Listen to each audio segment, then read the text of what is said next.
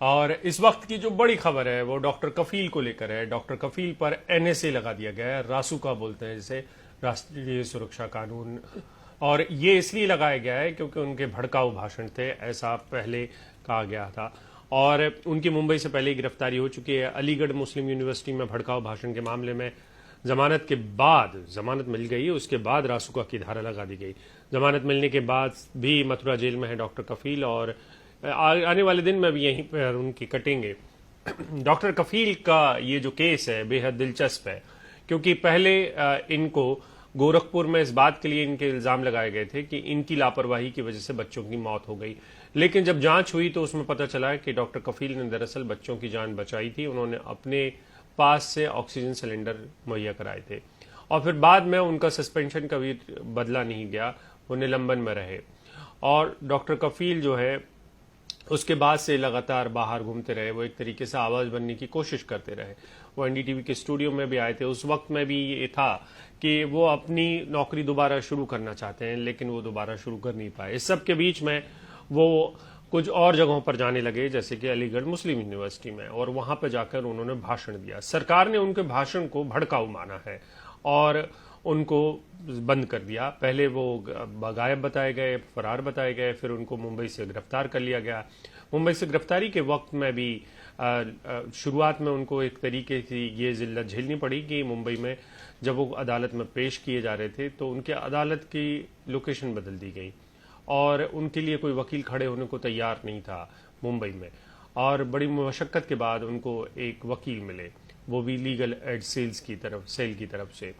तो आप अंदाजा लगा सकते हैं कि डॉक्टर कफील को किन मुश्किलों का सामना करना पड़ रहा है। डॉक्टर कफील ने कोई अगर भड़काऊ भाषण दिया है तो उसका कानून के हिसाब से जो भी कुछ प्रक्रियाएं होनी चाहिए वो होंगी। लेकिन एक बार जमानत मिल जाने के बाद राष्ट्रीय सुरक्षा कानून लगाने की नौबत क्यों आई है? क्या डॉक्टर कफील राष्ट्र की सुरक्षा के लिए खतरा है? ये सवाल अब बड़ा है।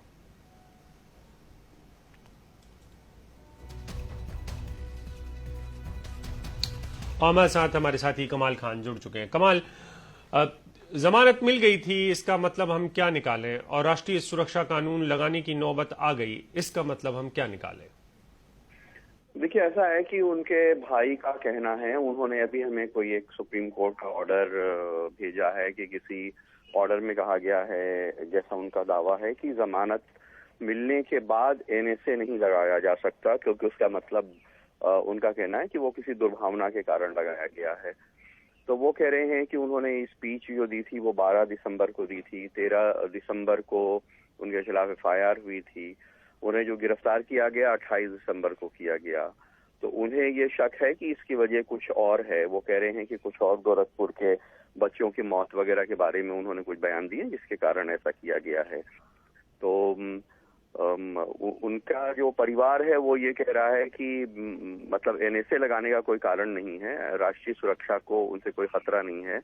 उन्होंने एक स्पीच दी है, वो स्पीच में अगर वो हेट स्पीच है या किसी कम्युनिटी या समाज के खिलाफ दुर्भावना से प्रेरित स्पीच है तो वो कोर्ट में साबित होगा। लेकिन जमानत मिलने के बाद उनको एनएसए नहीं लगाया जाना चाहिए था। जमानत उनको मिल गई थी, लेकिन जमानत में कुछ फॉर्मेलिटीज होती हैं, कई तरह के पेपर्स जो जमानत के लिए लगाए जाते हैं उसकी चेकिंग होती है। तो कई बार ऐसा होता है कि जल्दी जमानत हो जाती है और कई बार होता है कि उसमें वक्त लग जाता है। तो उनको जमानत हो चुकी थी, लेकिन उनको 72 घंटे से ज्यादा वक्त लगा परवाना पहुंचने में वहां तक जमानत के लिए। तो बहरहाल उनके जेल से छूटने के पहले वो मथुरा जेल में बंद हैं, एनएसए लगा दिया गया है। हमने अलीगढ़ के वहाँ पे जो पुलिस प्रशासन है उनसे बात की है, वो थोड़ी देर में शायद ये बताएंगे, हमारे जो लोकल सहयोगी हैं, कि इसका आधार क्या है, क्यों उनको लगाना पड़ा एनएसए जमानत के बाद। जी, बहुत बहुत शुक्रिया कमाल इस पूरी जानकारी के लिए।